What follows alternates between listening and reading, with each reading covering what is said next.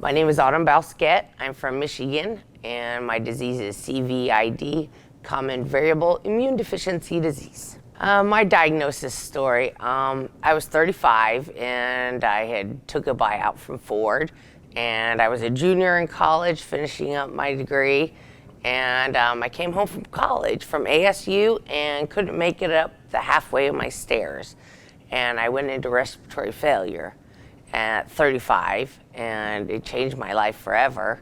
Thank God my best friend lived in the apartment complex, rushed me to the hospital. I was incubated and I was in a coma for 2 weeks. Woke up, tied to the bed, of course, and the next thing I know is that, they're doing all the testing to figure out why I went into respiratory failure so young, because I was extremely healthy, supposedly. And they thought it was pulmonary fibrosis, so I was wrongly diagnosed first. They did an open lung biopsy. I was hospitalized for 3 months. I had to get a blood transfusion in the hospital, and they sent me home to die on oxygen to Michigan. So that's where I ended up. About 5 times a year for about 5 years, I was hospitalized 2 weeks plus 5 times a year. I had met my husband. He accepted me completely, and if it had not been for him, I don't know what I'd do. He sat by my bed, every day from 3 to 9 until I was out of the hospital. I had a team of doctors, kidney doctors, lung doctors, you name it. I had it, GI issues, and well, one of the genius doctors, Dr. Pensler and his father are like the 2 top, lung specialists in the state of Michigan. Well, they had both seen me in the hospital back to back to back to back to back, and he just wrote on a little piece of paper to see an immunologist, CVID. I didn't even Google it, I thought it was just some weird code, and it was then that my life changed. But for the better, because I was receiving immunoglobulin treatments. Started off on Hizentra, and this is now the 2nd year I've never been hospitalized, and since I've been getting treatment, and I got my life back. Once I got the diagnosis, it was hard, but at least I had an answer, and at least I didn't die of pulmonary fibrosis. So it's been struggling, but it's, not being able to work anymore. I worked for 15 years, and now, I'm so tired all the time.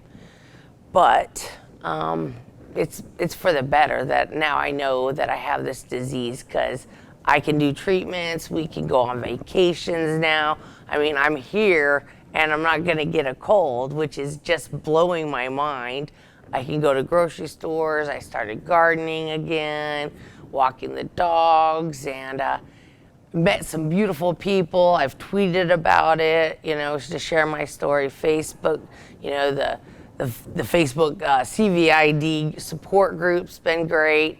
I've turned a lot of people on that were still struggling right away. So it's been great so far. Now that I know what I have, and so keep fighting the good fight.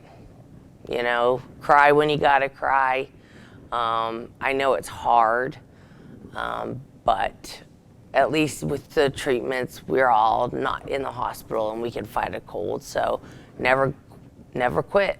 Fight, and try to smile and be happy. And you gotta take small battles, win small battles. You lose some, but always build up, and don't ever let the past hold you back about our disease. And there's a future now for us. The more scientific, the more science, the more we talk about it, we're gonna have more and more medical answers soon. So IDF, I think Twitter is how I found them.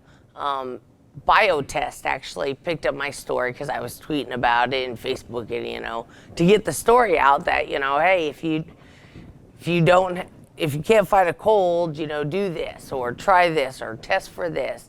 And Biotest picked up my story, and they shared it on their 22 pages, and it started from there that, you know, I ran into IDF, and they started, you know, hearting my Twitter. So that's how I found out really about them, and then told my girlfriends who were struggling with the disease, you know, because they live in different states, but, you know, I was just glad to help them out to get to where we're at now today. So now I have really two great friends here that I met through Facebook and Twitter. So yeah, IDF has been great, you know, the foundation.